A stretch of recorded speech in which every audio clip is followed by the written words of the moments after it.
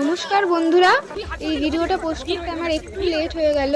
তো চলুন, আজকে আমি আপনাদের দেখাবো রাজা কৃষ্ণচন্দ্র রায় তার রাজবাড়ির প্রতিমা, মানে যার হাত ধরে জগদ্ধাত্রী পুজো এত বিখ্যাত হলো, সেই রাজা কৃষ্ণচন্দ্র রায়ের রাজবাড়ির যে প্রতিমা, আজকে তাকেই আমি আপনাদের দর্শন করাবো।